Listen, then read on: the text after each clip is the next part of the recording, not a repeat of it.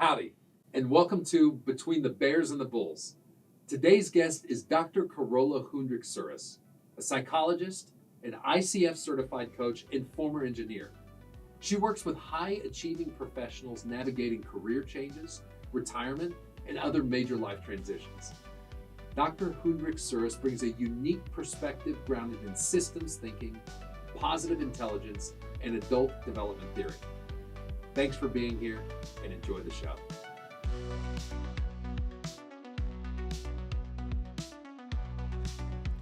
Carola, welcome to Between the Bears and the Bulls. We're so excited to have you. Thank you for agreeing to be on today. So, my pleasure. I'm very excited to be here. It's going to be awesome. I'm fascinated, and one of the reasons I had said, "Oh my gosh, it'd be so great to have Carola on the podcast," is kind of your work directly related to kind of what we do in retirement planning, but more importantly, kind of the why behind retirement planning, which I think is so interesting in helping people define what it is emotionally, psychologically entering into retirement. And so I thought it was fascinating the work you do, and I really appreciate you spending some time to talk about us. But I kind of want to start from the beginning because your background to me was so interesting, right? I mean, you trained in Hanover, and you spent years working with brain injuries and kind of neurological disorders.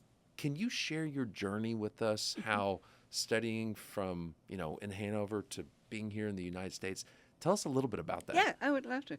So I grew up in Germany. Okay. And when I graduated from high school, I didn't have a good sense of what I was going to do.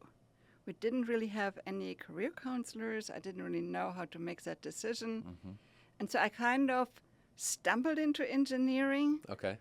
More specifically into marine and mechanical engineering, which is ship power plants. Okay, interesting. Because I loved the ocean and I loved ships. And I went like, okay, let's do that. And for a long time, I was very doubtful if I could do that because it was a very intellectual task for me. Not for everybody else, but for me very much. Because I'm pretty good at math. So I got through that whole engineering program. And in the middle, I spent a year in Ann Arbor, Michigan, where I had my husband. And I learned about the American system and took some great classes and what have you. And then when I was done, nobody wanted to hire me. As an engineer? Yeah. They were looking for engineers who needed languages and what have you. Right. And nobody wanted to hire me because I was a woman. So at that point, my husband was like, look, that's not going to happen to you in America. Right. So let's go, let's figure this out. So I went through this whole transition at that point where I had graduated, we had gotten married, we moved to Madison, Wisconsin, where we had both been getting accepted into different PhD programs. I kind of lost my family and friends and my country in a sense because I was suddenly very far away from everybody. Right. And I wasn't sure if I wanted to do engineering anymore. So it was this big transition trying to make sense of, now what? That's tough. Yeah. Slow, painful, difficult. Because that PhD program, I mean, you had studied for how many years for engineering only to decide? That was a master's, right? Okay. I got the master's, the equivalent of a master's. Okay. And then I happened to run across a career counselor. And she said these words to me. She said, honey, you're in America now. You can do anything you want. I love it. I thought that's crazy talk, right? Those words made no sense to me. But then very slowly I did a lot of different work on that, figuring out what mattered to me, what my strengths are, did a lot of informational interviews, had a short stint in the corporate world. Okay. Doing what in the corporate world? I was actually working for an insurance firm doing a lot of data analytic, database management in a sense. Still number related. Still number related. I had a wonderful manager.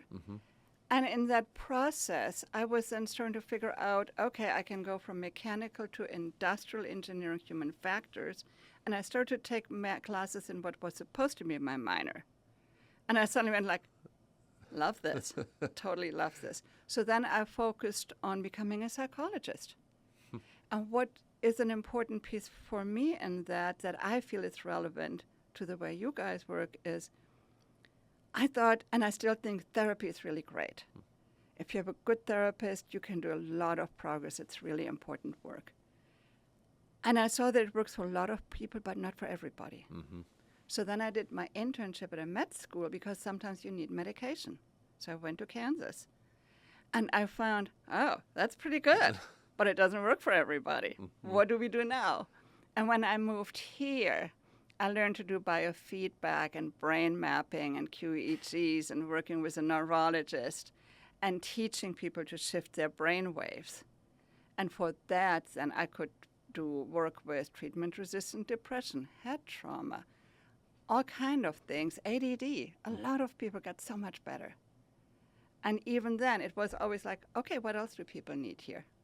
So the ongoing learning. If I had somebody with head trauma after a car accident, they had PTSD. So I needed a practical skill to help them deal with the PTSD and then also do the other part, deal with the brain injury. So was there a lot of connection between the engineering background and then looking at what you're talking about from the psychological aspect of being a psychologist? I mean, is that a natural move or no? I don't think it's a natural it's move. It's not a natural move. I was going to say you spent all that time getting your engineering degree and then... But here is how it helped me, because for me, what engineering brought for me was the analytical thinking. Oh, okay. And it was a systems thinking. Mm.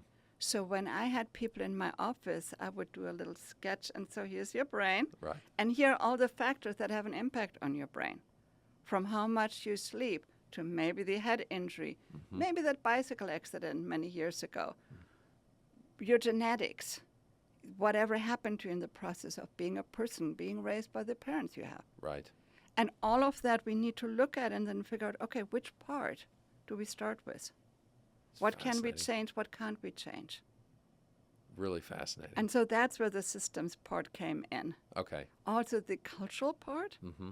You know, thinking back how in Germany we don't change careers. Everybody in Germany was like, what do you mean you want to change careers? You start with the career and that's what you're always an engineer. Yeah. Ah. So I kind of violated those cultural rules, but I learned that sometimes that's okay and good and necessary. But what the psychology did was when I do an assessment, it used that intellectual, analytical part, but in the data, because a quantitative EEG is based on statistics and standard deviations, what have you, and neurophysiology. But I would also need the people skills. Oh. And I got to combine those. That's really interesting. And I really loved combining them because in engineering I felt I was only using part of me. But I always looked at people more in that more comprehensive way.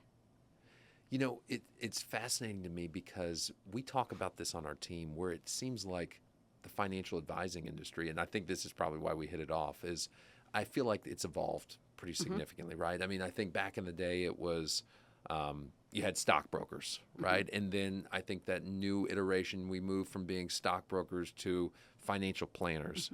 And then I really think that the next kind of phase and what we do is more of like financial therapists, right? Which you talked a little bit about.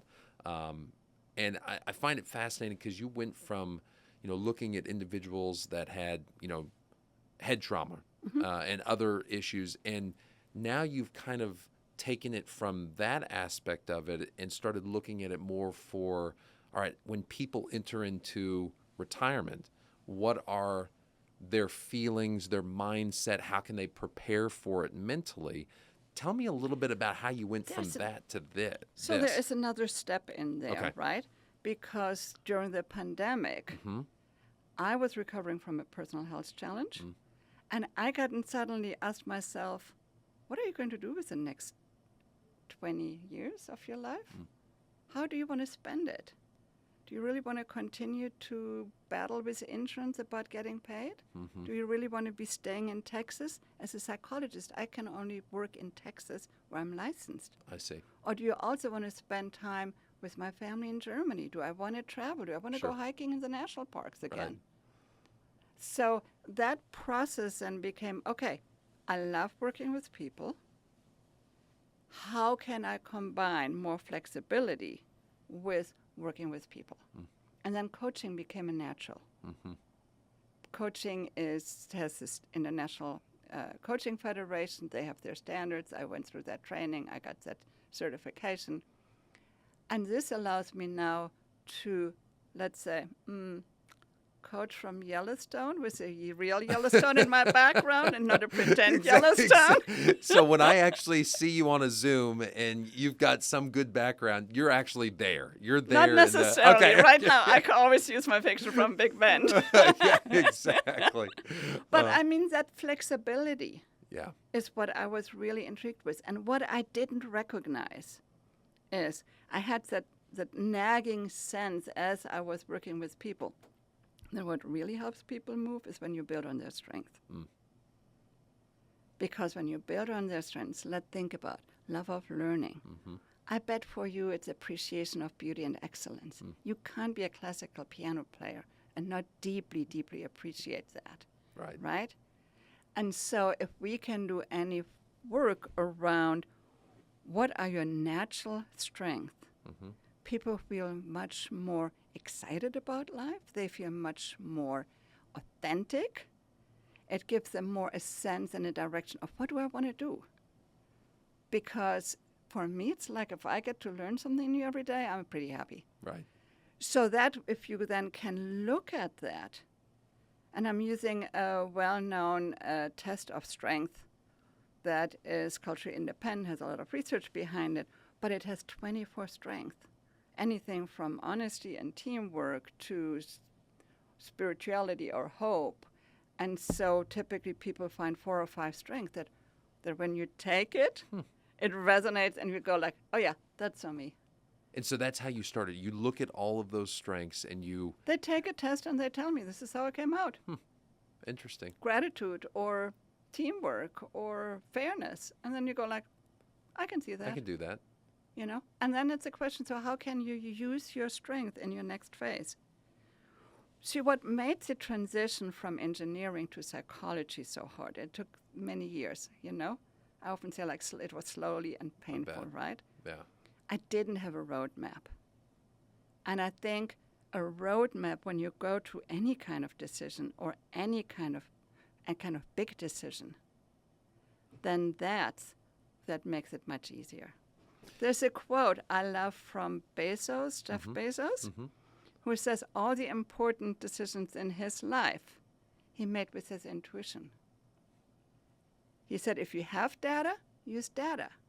But you don't know everything. You work with your intuition. For that, you need to kind of tap into a holistic way of being. Your sense of everything you've ever learned about your life that sort of gives you this gut feeling. And if you then can tie that in with your strength and you have this space, it's much easier to make those big decisions. Without a doubt. Or to say, I'm not ready yet. And then you can ask, what do you need? I need to understand this part, or I want to be assured about that part. I love what you said about roadmaps. I mean, that's exactly what we talk to clients about all the time, right? Is creating plans or financial plans is that roadmap. Because if you don't know where you're going, that's right. It's so hard to get there, right? Yeah. And so I want to touch a little bit more on kind of this idea that we see it all the time where, okay, we help people plan financially for retirement.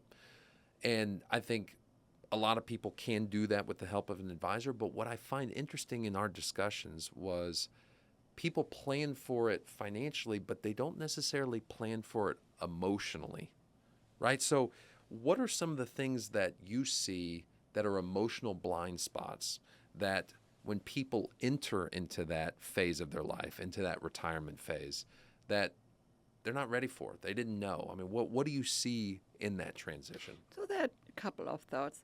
I think as we get older, we actually become more different because our lives get different. That's one piece. The other piece, depending on how you feel about previous big decisions, you're going to be kind of maybe a little anxious. Right. Unless you have found a way for yourself to make that work better. And then if you're dealing with the people like, let me just call them hyperachievers, the doctors, the lawyers, the CEOs, the business owners, like you built their own business, they often have worked really hard. they have very intentionally planned their success. You don't just become a doctor. You don't just build a business Right. like yours by accident. But how do you take that strength of that planning, that purpose, your why, how do you take that into retirement? Because we don't have a good plan for retirement. Most of the people who put so much effort into their external success Right. need to figure out, what does it mean now when I don't have the title, I don't have the power, I don't have the network? What am I going to do with myself? How can I use my purpose? Let's say for me it is like having an impact on people, making their lives better. How can I use that and carry it into retirement on my terms? I love that. And that is then becomes a design project, right? It's not something you suddenly wake up and you go like, oh, I mean, maybe some people do. But for most of us, it's like, oh, I think I love this. I think I care about this cause. But then you kind of do little experiments.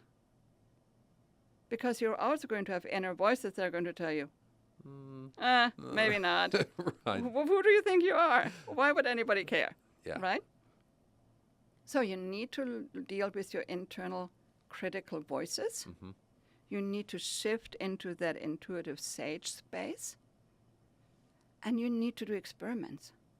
If you think you really want to become a master gardener, start with your own yard. Do a little experiment. Do you even care about plants? Do you Maybe do that? you don't. Do you do that before you get into retirement? So let's say Ideally, but sometimes you don't. It doesn't. You don't always have the. So you would say that it's better to explore these opportunities before that Yes. time even Yes. starts. Here's the problem, because I think it'll make the decision much easier. Okay. If you have an idea of saying, this is what I want to do, and like I was working with an executive who's like, I really want to go and want to hike and be in the natural world and explore the national parks. Cool. I'm all for it. But they've never been in the local state park. Okay? So let's start small. Yes. Okay. Let's start, I don't know, maybe with camping or stay in a hotel next door. Right. But before you put the money down for a big RV, what is a little low-cost, simple experiment? Right.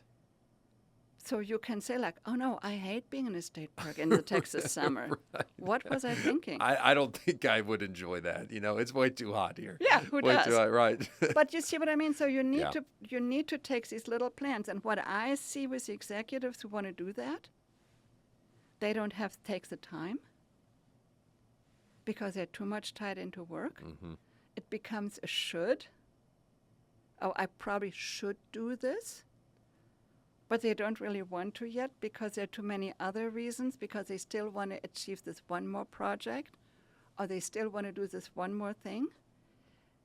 And then it becomes more like, oh, now what? Right. And it really becomes about the reframe to what I call repurpose your previous skills and be clear about your values, because you want to be having that clarity. You want to plan for the autonomy. Right. You don't just want to do what everybody else tells you to do. And for many people that I've talked to is they say like, oh, I'm just going to golf. I'm just going to be so happy. We hear that. Yes. And then for a while, that's really great. And after a few months, it's like, okay, isn't there more to this? Right. I should be much more excited and enjoy this freedom. What's wrong with me?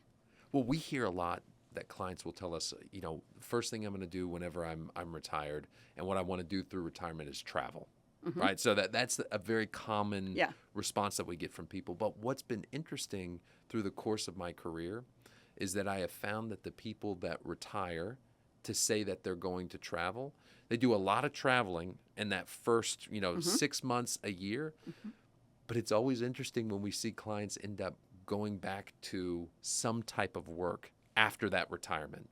And it's always fascinated me because it seems like, okay, this was the end goal. The end goal was to get to the point to where I could travel around the world and do it.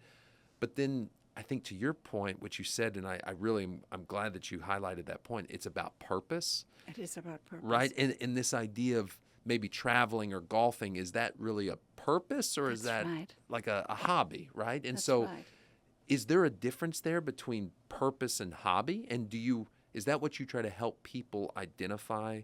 What's the purpose? Yes, you may have some hobbies, and maybe a hobby can become a purpose, right? Definitely. But maybe it's finding that purpose that helps people. Why are you doing it? And it's also a piece that I didn't get for a long time. It's about the legacy you leave. What are your kids learning watching you? That's a great point. Right?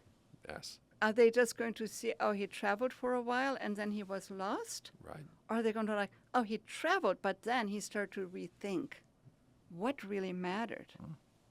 And I think the beauty of retirement is that you're not tied into a 60 or 80 hour week. You then can say like, oh, I'm doing 10, I'm doing 20. This is what I really care about. Exactly. This is where I want to help. You know, it's interesting. I was looking at some different statistics, and so I'll throw out this statistic here for you and see if you agree with this. But it says that 35% of retirees say they've never discussed emotional readiness or lifestyle goals with their advisor.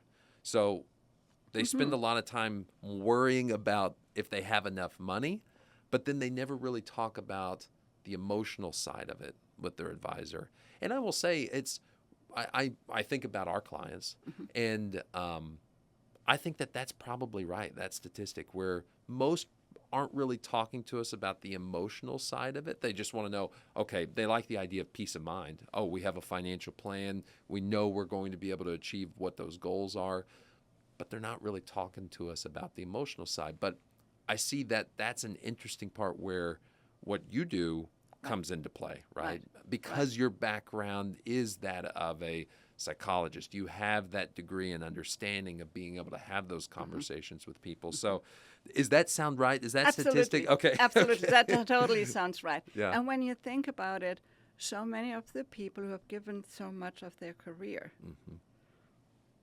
they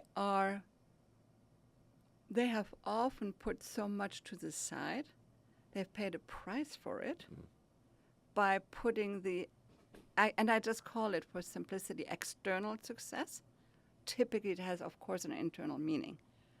But to go after that success, to run that clinic, or to be that attorney, the question is, how did you have your work-life balance beforehand?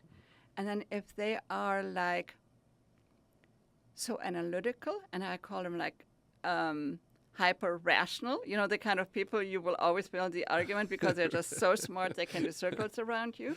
That's an incredible strength. Right. But to then tap into that emotional part is not maybe a way they often deal with things. And so if they're not very clear about it, they're not going to talk to you about it. Right. They may also feel that you're the numbers guy. You're nice and you can easy to talk to. We'll talk about the travel. Right. But not about, what will it mean for me if I don't have this? Who on earth will I be? Right. That really cuts to the bone. No doubt. I mean, and for that, you need a different sense of time. Exactly. That's not something you can just fill out a questionnaire and you fit it into the financial planning session. Right. Right. You need some time and some space for somebody to hear you. And it's often uncomfortable not to know, what am I doing now? You know, and as you're saying this, I'm thinking to myself, so we have something called the Beavers Wealth Management Blueprint, right? And so we create this blueprint for financial plannings, and it's almost how to use investments or how to use a client's life savings, and it's like the how for, okay, how do we get there? Here's how they're going to essentially achieve those goals. But it sounds like you spend so much more time on the why. We're the how, you're the why. Yes. So tell me a little bit more about that overlap between where you see advisors and kind of what you're doing. How can there be more overlap? Because I don't think enough people are talking about what we're talking about here. And I don't know if I've ever, until we came into contact, I never knew that there was this whole different side that I think needs to be implemented and overlapped with what we do as advisors, because we do focus so much on the how, and we need to start talking more about, okay, but why are we saving for this? Why are we trying to achieve these things? Is this a new concept, or is this just the future of what I was thinking of? This is financial therapy. We're going from financial advisors to financial therapists. So let me kind of jump on the therapy word a little bit, because I have sort of an immediate reaction to that. Yes, please. No, that's great. I want to hear it. Give it to me. Because therapy typically means you're healing something. It's a dysfunction. Mm-hmm. So if I think of psychotherapy versus coaching, the analogy is physical therapy, PT, versus having a personal trainer. I love that. Okay? I love it. Yes, because I get it. In psychotherapy and in PT, you need a medical diagnosis, you have a clearly defined problem, and you have somebody who gets you from not functioning so well to functioning. When we talk about retirement, we now have, because our extended lifespan and the incredible advances of medicine, we have often another 20 or 30 years. Mm-hmm. What are you going to do? Are you just, right? That suddenly becomes a whole other question. And if you have the financial freedom, it suddenly isn't what I have to do. It's like, what do I want to do? Do I even remember? When I was going through that transition from engineering to psychology, and even while I was in the corporate world, I can do pretty well the get up, show up, one step in front of the other. Mm-hmm. Tell me what to do. No problem. Okay? But to suddenly have people look at me and say, like, well, what do you want to do with your life? That's way harder, right? Oh, my God. Yeah. I don't know. Yes. So actually what I'm hearing you, and I love the word that you said financial freedom, because we talk about that all the time.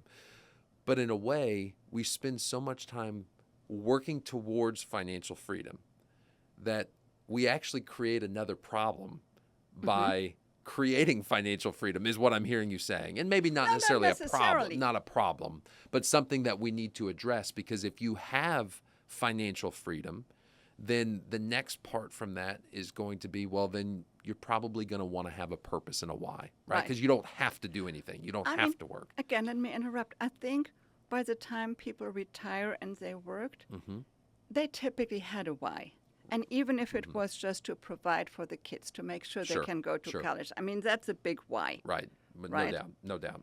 But then when the kids are on their own, sometimes grandparents get roped into the full-time grandparenting, right? Absolutely, we see it and that's fair. all the time. Sometimes it becomes a caregiving. I mean, there are so many other issues. Sometimes people also feel, I don't know if you know that statistic. Do you know the small businesses that which age bracket has the most successful small businesses? No. 55 plus. You're kidding me. No. I did not know that. It's because we then bring the experience of our whole life. So I see there are so many different versions of retirement now. If you always wanted to be able to start about something you really care about, 55, 60, 65, this is the time to do it. It's great. That could be your why. So we can do the standard retirement where you just hang back. Maybe you just hang out, do the golfing, travel, hang out with the kids thing. Okay? I strongly advise against sitting on the sofa and watching Netflix. Do something. Exactly. Okay? You can do the part-time, where maybe I've seen executives shifting from the full-time executive role into a consulting role. They work part-time. Maybe sometimes the old company goes back and say, hey, we have this problem. You're really good with that. Can you come in for the next 3 months and help us get unstuck here? And they'll do that. It's great. Right? It keeps them, their mind sharp. It gives them something to do in a sense like, oh, I'm still needed. I can still contribute. And then we have the people who want to build like what we call encore career. So there are many shades in between, which is the old model of retirement when we also just had a few years to go. We really can redefine it. We can really redesign it in terms of, do I want to be a solopreneur again? Sounds cool. I'm not sure. Okay. Right. Or, yes, I've always wanted to do this. Yeah. And that's the part where the coaching comes in, because it is about purpose. It is about clarity. It is about helping people that autonomous life and really use that freedom. Mm. It is also about, though, because sometimes life throws you a curveball and you retire when you weren't quite ready, or suddenly your spouse isn't well, or you aren't well, and you suddenly have to have this whole other piece that you're dealing with. And that can also be problematic for people. I mean, another, as you're kind of talking about this, I mean, another stat that I have here, and you tell me if this seems kind of in line, 56% of U.S. retirees describe retirement as a new chapter in life rather than a conclusion. And you just said something here just a second ago where you're almost now, you're in retirement longer than you were working. I mean, it could have changed because, as you had kind of alluded to, many, many years ago, retirement was a shorter aspect of your life, right? You worked until, 60, 65, and based upon kind of how long we lived, you didn't have that many years. Now, because we're living longer, and a lot of times people are even retiring earlier, we have a period of time that's pretty significant as one's entire lifetime. It's like this is a significant chunk. There's another piece I want to add to that. It's not just that we are living longer. I mean, early on when we had our kids, some of my husband's colleagues had retired, and for a while they were just like somehow getting around, and it was just, and then they suddenly had a hip replacement. After that, you couldn't get together with them. They were always in Everywhere. the museum. That's a great point. Right? Because Yes. our health is so much better. Mm. And so if your health is not that well, that creates its different challenges. But we can think of it more as a different chapter because we have this amazing technology. Right. And that really is a whole new game plan, or it's a game changer. It is. And it is that more of that transition. It's not a conclusion. Retirement it's a transition that you're mentioning. And it's a transition then with that whole existential piece in it. Absolutely. Because we also, at that point, we have to deal with the fact like, oh, I am getting older. How do I feel about that? Yes. And there's a lot of underlying ageism in the country or in our cultures. And so we can figure out how do we deal with that? Am I okay with getting older? Right? And to think about that if I'm getting older and I might die, I mean, it becomes more real. How do I want to use that time? What do I want to make it so that it feels really like it mattered to me? You know how people say, oh, the regrets of the dying. Right. Do you want to plan for having those regrets? Right. Or do you want to plan and figure out, like, what do I really want to do? Exactly. So the transition framework, right, which you spend a lot of time on, give us kind of an idea of what that transition framework looks like when you're helping clients prepare for that transition. Where does it start? Does it start with the strengths, like you were talking about, the 24 strengths? What is that when I'm sitting down with you preparing for that? How are you building that framework for that transition? So it depends a little bit on each person again, right? For some people, it may be, I think first it starts with having that relationship where they know they are safe and we can talk about this stuff. Right. And we have the time. And then we call, that's sort of the basic also coaching framework from the Coaching Federation. It's client-focused, it's confidential, right? You give them that, like what you want to focus on, and you go from there. So it's very clear that people have an outcome at the end of each session. That matters to me, that they have a takeaway.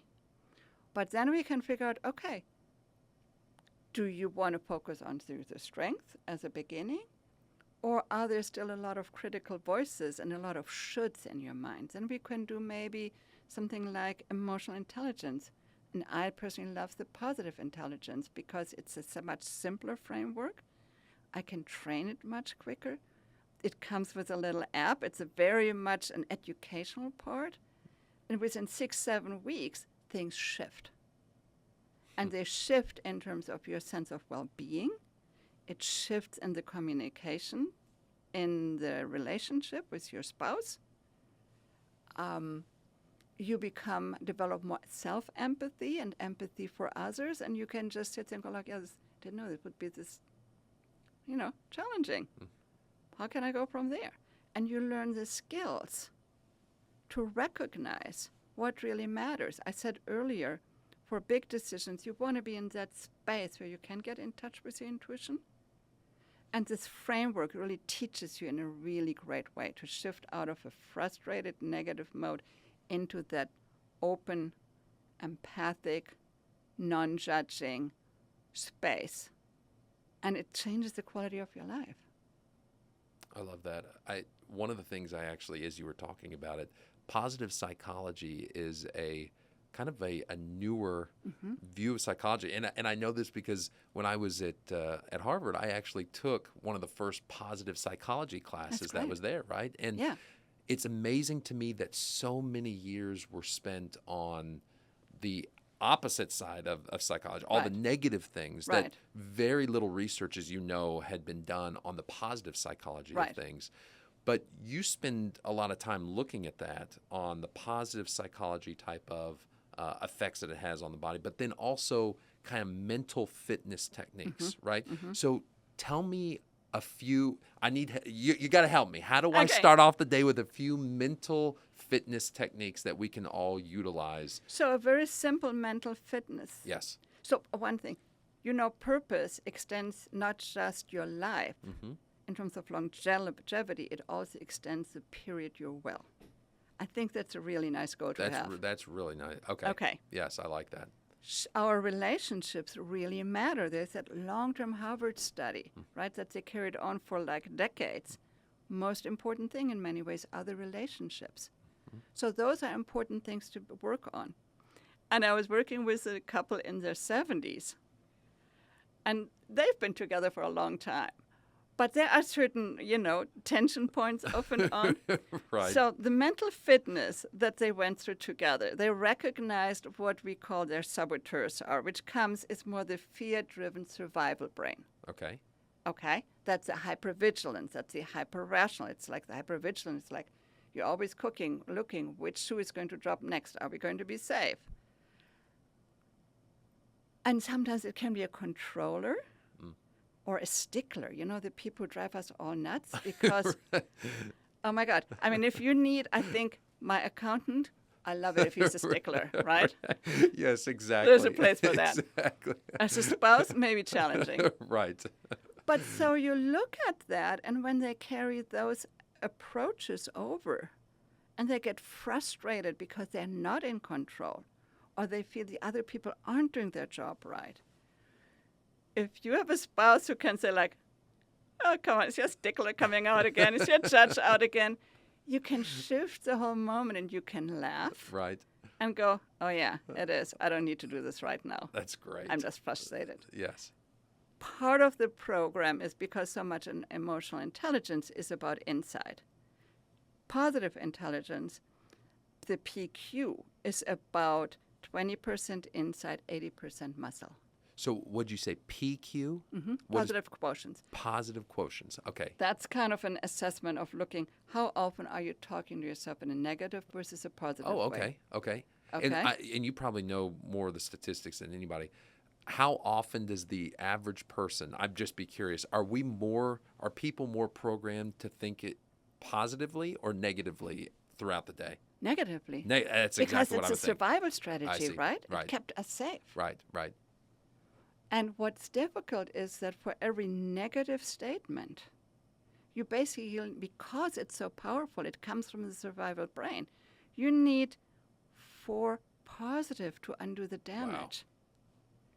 They're the Gottmans, who are people who study relationships. They can, in the first year of marriage, if not earlier, identify which marriages will last and which will not. In the first year? Yeah, because there are so many negative statements that aren't balanced out, again, it's not about perfection.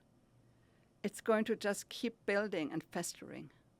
That's, it's funny because, so my wife and I, we started this many, many years ago. And so And she started this idea. But it's funny because now that you're saying this, I can see how it has such a positive effect. But we give each other every single day 3 compliments. So just at any point in time, we know we have to give each other 3 compliments. And, it doesn't have to be these unbelievable, significant compliments, but it's just the fact that we take the time to say 3 positive things to one another every single day. And at first you hear this and you're like, oh, okay, let's see what this does. But I can see the impact in what you're saying now, because especially in relationships and when things are hectic and busy, you do have negative things that come up all the time. But just having that positive reinforcement and knowing at some point, and it's usually what we'll do is, to your point, usually when we're in a more difficult situation, it'll be soon right after that we know we got to give the 3 compliments, and it kind of changes the whole mood. That's right. Of everything. So that's right. It is amazing, though. It sounds like we need to do more than 3, because if we have to do 4, positive for 1 negative, you guys are doing great. Okay, so we may have to readjust. So a way to shift from the survival brain into that more what we call sage brain, which is survival brain, is amygdala, temporal lobe.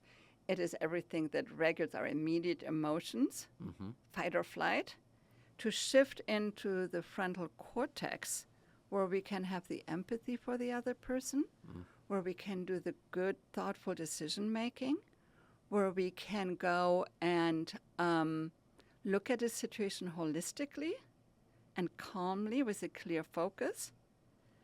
We need to shift from, the easiest way to shift is actually with a very quick little what we call PQ reps, which is, I call it a micro-mindfulness moment. So, do you want to try one? Yes, absolutely. Okay. I do. Yes, come on. Please. I'm ready. This is going to be so weird, but okay. Yes. So what I want you to do is, for a moment, you may want to just close your eyes to just kind of hang back a little bit. Touch your 2 fingers, the index finger and the thumb, and rub them together very gently. Both of them? Or both hands? One is just fine. One hand? Okay. Just touch it very gently until you can feel the ridges of each finger. And you can become very aware of it, maybe how easy the fingers slide. There's a little bit of stickiness. And you're focusing on that. And next you're taking the fingers, the tip of the fingers of both hands, and rub them against each other. So you take both hands and look at me. And I'm already feeling much better, by the way. So now, all right. Now you can kind of do the same. Feel each fingertip and feel that. And then you can go and feel the palms, how they feel, how warm they are, what the texture is, what's happening. And then when you're ready, you just open your eyes and come back. It's really nice. It's really nice, isn't it? It really is. I can already feel it's like your blood pressure lowers, everything is just calmer, because how often do we really spend time focusing on the little things? That's right. Especially in today where it's like phones are going off, you're constantly interrupted by something. So. Right. So imagine you would start every morning with that exercise. Okay? And maybe when you go through the program, you get a focus of the day. But if you just integrate this whole piece into your life, you have a morning routine before an important meeting. Or let's say you're driving to work and you're getting stuck in traffic and you're getting all frustrated because you'll be late. Yes. So then if you're late, you're going to think like, oh my God, this is an important client. How is this going to work? I'm not together. I needed to talk to so-and-so. Ask yourself with what kind of energy you're going to enter the office and how that's going to radiate over to the client. They're going to certainly feel, oh, he's stressed, because we all have mirror neurons and we pick it up what's going on with other people. And then ask yourself how that meeting is going to go. And if you feel the meeting isn't going to go so well, you're going to be more frustrated. Alternative plan is you're still late because traffic is bad. Right. But before or while you're waiting in traffic and standing at a light or something, you just do one of these PQ reps, the tactile, or you do a visual PQ rep. You sit there and go like, okay, how many items can I see that are red? Let me just see. Let me see the texture of what is going on. Let me see the different colors of green of the trees around me. It's a visual PQ rep. And then before you leave the car, you take another minute. You're going to shift into that much calmer mode, and your day is going to be rolling very differently. Do you see that? Completely. So if you then do that as a couple undergoing a transition, and they're all both on the same side, and they get it. You know, this particular couple, they go, PQ reps. The fellow who started it, Shizat Chamineh, actually in his company, if anybody in a meeting is uncomfortable, they get to call for a PQ rep. No explanation needed. So we were in this big call with all these people. And some of us were like, really? Yeah. Are you really gonna do And his staff went, yep, we really do this. And it probably, I imagine too, the more that you do that, as you said, the more automatic it is. Exactly. And then you start to get to a point to where it probably comes, pretty naturally, And, it's also a way, it's something you can carry over Right. into a meeting. Right. Where you can just focus on the pitch and the voice and the speed of the person who's talking for a split moment. Exactly. You can sit there and find your toes. Mm-hmm. Do you still have all 10? Can you Right. wiggle all 10 of them? Exactly. Right? Nobody knows what you're doing, but it's a way of grounding and centering yourself, shifting out of that survivor brain into that open brain, because the piece that people don't understand is when we're anxious and we're in our survivor brain, our physiology is such that the frontal lobes that we need for good decision making actually checks out. You have either one or the other one going. And you don't want to make important decisions out of a survivor brain, out of that anxiety, out of that stress. Right? Absolutely. So it's a very portable skill. And then if that carries over to a couple going through a difficult phase because they now have to redefine, it shifts the whole communication, it shifts the relationship, and that's what the research shows. People who go through it are more productive because they waste less time chastising themselves or thinking about the worst case scenario. They have better relationships. They have a higher level of well-being. And for many of the high-achieving people, that goes by the wayside. So it's like a way I love to work because I can see. And just to speak of that, I'm part of a group of what we call humanitarian PQ coaches. Mm-hmm. That group started when the group, several years ago, when they went, a little over 3 years ago, when they went, okay, seems like it's good stuff. How is it going to hold up? Right. We just have a war that started in Ukraine. What are we Right. going to do? Right. And there, of course, there are coaches in Ukraine. We had one coach in that group who's really very instrumental in that, who lives in London and in Kyiv. And they started to offer the PQ training to helpers in Ukraine. Wow. And the stories that I hear coming back just touch my heart because it makes such a difference. It's amazing. I mean, and how everybody can utilize these techniques, right. and it can affect everybody in a positive way. And That's so right. I want to tell you, this has been, I could sit here for hours talking about this. I want to be very mindful of your time that you have given I'm having a freely. blast, And so so, this has been yeah. so much fun. I know I'm going to take specific ideas that you've brought to the table, not only when I'm thinking about for myself personally, but also with the clients that we help every day, because I think that there is a lot of overlap, and there needs to be more overlap in what financial advisors do and what you do, because I think that is something that's so impactful that we spend so much time trying to achieve a goal, but the thing that we don't spend enough time on is once we achieve that goal, how do we prepare for it emotionally, right? How Right. do we prepare for that next phase and your purpose and Yeah. your why? Yeah. And how does that make you feel? And Yeah. so, And I don't know if that's just emotional. It's really more the purpose and your why. right, the purpose and why. What do you want to do with your life? Right, exactly. And these are the questions we need to be talking more about. Yeah. Can you achieve it? Yes. Okay. Well, now, what is it that you're achieving, and what is kind of that next phase? What's that Right. purpose? What's the why? And Right. so, Why does it matter? Why does it matter to you? Right. Carola, thank you so much. Thank I you so for much having enjoyed me. it. This was a blast, and I look forward to getting to continue to have this conversation. Yeah, moving that forward. would So, be delightful. it'd be great. Thank Yeah. you again. Thank you.